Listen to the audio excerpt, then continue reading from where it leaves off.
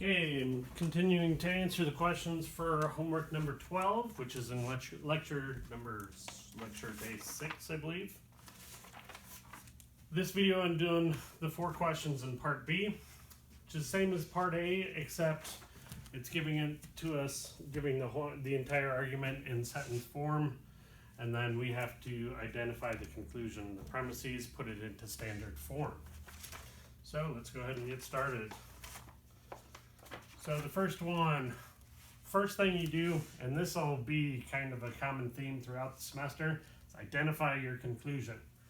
So premise indicators, that's a premise indicator, showing us that these two are premises, and then so is a conclusion indicator. So we have no A or C as our conclusion. Go ahead and fill that in first.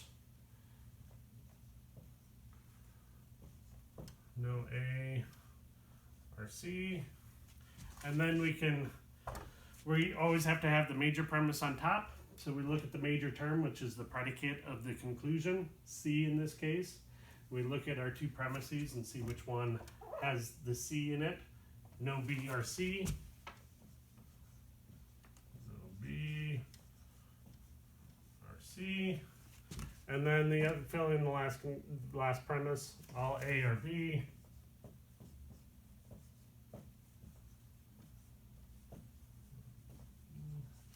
So now we can go ahead and label our Venn diagrams, and the rest of it is just like we did in the last section. So look at your conclusion, A and C. Fill out both of the diagrams for that. Our middle term is B, which goes down here on the bottom. No B or C, we fill in on the left here. So we eliminate the area crossover between B and C. All A or B. Eliminate all A that is not part of B. And then our conclusion, no A or C. So we're crossing out the overlap here. And we're looking for just this circle here to be filled in, which is completely filled in over here. So that first one's valid. Next one, all A or B, so some A or C because some C or B. We know that this one is a premise indicator. We know that this is our conclusion indicator. So let's go ahead and fill out the conclusion first. Some A or C.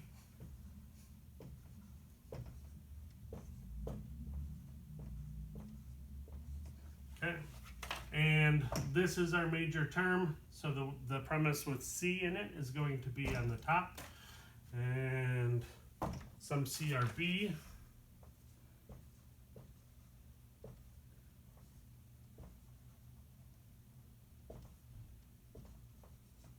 Some C or B, and then our last premise, all A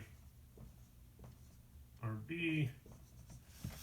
All right, let's go ahead and fill in the Venn diagrams. Actually, we'll label them first. So the conclusion, A and C, A and C, and our middle term is B, goes down on the bottom. First one, we have a particular here and a universal for our second premise. Let's go ahead and fill in the universal first. All A or B. We eliminate all the space where A exists but is not part of B. And then some C or B. We're going to have a fence straddling X here, so we don't know if it's on this side or this side.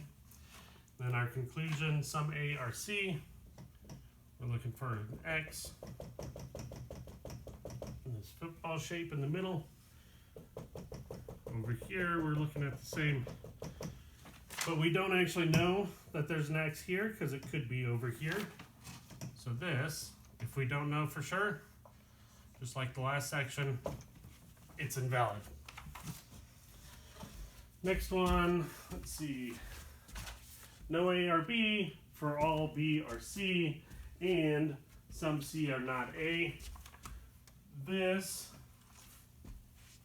4 tells us that there's a premise after it, and then you're continuing the premise indicator. So both of these are premises. So the no ARB is going to be our conclusion. No ARB. Okay, our major term is B. So we're looking for the premise with B in it. This one right here goes on top. O, B, or C. And then our last premise is going to be the second one. Some C are not A.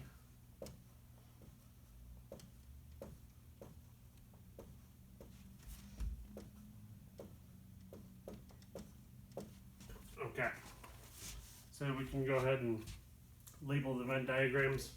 Our conclusion is no A or B. So A on the left, B on the right, A on the left, B on the right. And then our middle term is going to be C. Mixing around a little bit. So the C goes on the bottom here. So let's go ahead and fill it in. All B are C. Eliminate the area at the top. Some C are not A. So we have another fence straddling X, because we know that it's in this whole area here, but we don't know which side. And then the conclusion is no A or B. And yeah, that's invalid because we're looking for a shaded area in the middle, and only half of this is shaded, so the X's didn't even come into play on that one. Okay, and last one. Since some B are A, that one's going to be a premise indicator. It follows that this entire phrase here is a conclusion indicator. So this is going to be a conclusion. That's also a premise indicator. So let's fill in the conclusion. Some A are not C.